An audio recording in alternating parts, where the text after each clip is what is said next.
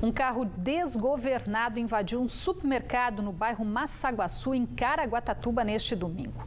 Câmeras do circuito interno de segurança do local flagraram o momento exato que o veículo se aproximou embalado e só parou quando invadiu a entrada do supermercado, derrubando prateleiras e produtos. Foi um susto para clientes e funcionários. Por sorte, ninguém ficou ferido. A condutora do veículo foi levada à delegacia, onde, segundo a Polícia Militar, foi constatado que ela havia ingerido bebida alcoólica. Em depoimento, a motorista disse que perdeu o controle da direção ao tentar desviar de um acidente envolvendo um ciclista. A mulher pagou fiança de R$1.000 e foi liberada. O feriado da Proclamação da República foi violento nas estradas da região. Na Via Dutra, 3 pessoas morreram e outras 15 ficaram feridas. 46 acidentes foram registrados no trecho da rodovia que corta o Vale do Paraíba. Entre eles, as ocorrências com vítimas fatais em Taubaté e em Pindamonhangaba. Os acidentes do último fim de semana superaram as ocorrências contabilizadas na comparação com o último feriado prolongado de Corpus Christi, quando 38 acidentes foram registrados e nenhuma morte. Problemas mecânicos lideraram os chamados feitos pelos motoristas. Entre as ocorrências mais comuns estão o pneu furado e a falta de combustível. Agora a gente vai ver imagens ao vivo da rodovia Presidente Dutra no trecho de Aparecida. Por lá, trânsito tranquilo, tudo fluindo no trecho de Aparecida da rodovia Presidente Dutra. Ainda bem que a chuva deu uma trégua, né? Pois é.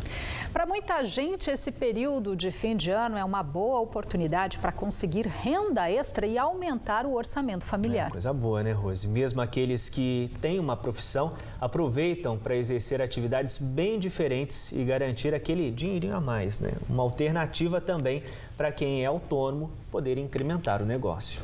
Foram 25 anos de carteira assinada, mas hoje o João faz companhia para os milhares de brasileiros que perderam o emprego no período da crise.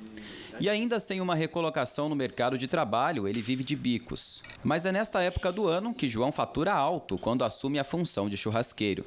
Para o final de ano, ele está com a agenda praticamente lotada, o que deve representar um ganho extra de R$5.000. É uma saída nos tempos que nós estamos. Hoje é um pouco difícil encontrar emprego, né? Eu, com muitos milhões, aí estamos desempregados. E eu sempre gostei, né, de fazer churrasco. Fazia para os amigos antes, agora passei a ter uma renda extra com esse ofício, né? Agora, final do ano, a agenda está lotada, né? Até tenho dispensado ou encaminhado para outros colegas, né? Novembro e dezembro já não tem mais agenda.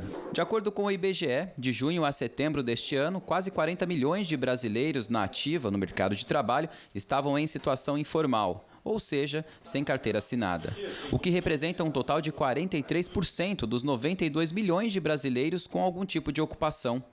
Uma outra pesquisa feita pelo Datafolha mostra que metade dos entrevistados prefere continuar como autônomos. Essa pesquisa indica uma mudança de comportamento do brasileiro, principalmente entre os mais jovens. As transformações no mercado de trabalho e a crise econômica financeira contribuíram para esse cenário.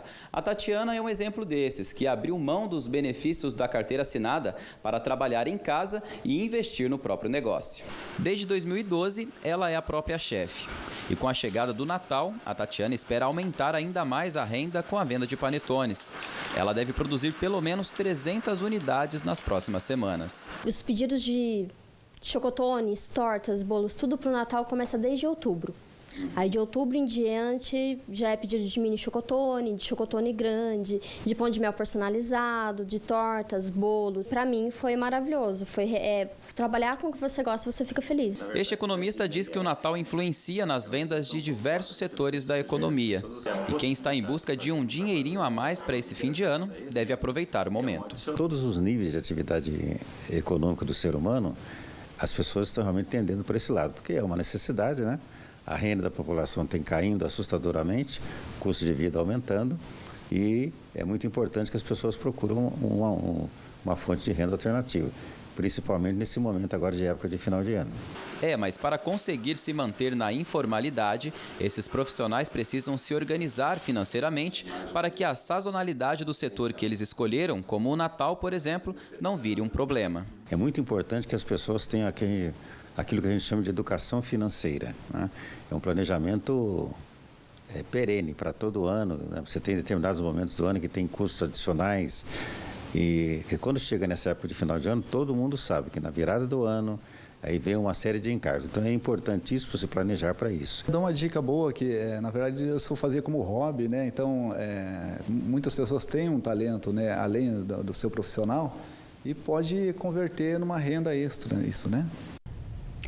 Os motoristas que tentam sair de Ilhabela nesta segunda-feira precisam de paciência na volta do feriadão. São 4 horas de espera para embarcar na balsa devido às condições do tempo que dificultam a travessia com ventos fortes e a maré alta. 7 embarcações operam neste momento. E amanhã a passagem de uma frente fria pela região ainda provoca novas pancadas de chuva. Os detalhes no mapa.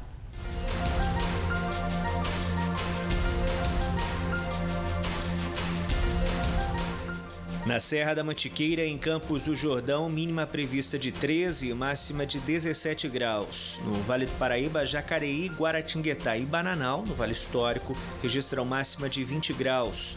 Chove em Ilhabela e Ubatuba, mínima esperada de 19 e máxima de 22 graus no litoral norte. Hoje fez 20 graus em Pindamonhangaba. Amanhã os termômetros registram máxima de 21. Em Cruzeiro, a temperatura fica entre 16 e 20 graus nesta terça-feira. De volta ao litoral, Caraguatatuba marca 22 graus de máxima.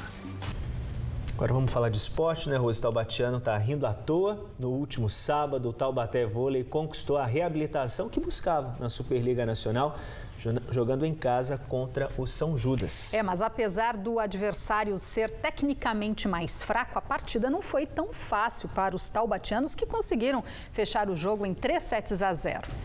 O Taubaté entrou em quadra confiante, afinal precisava vencer depois de uma sequência de 2 derrotas.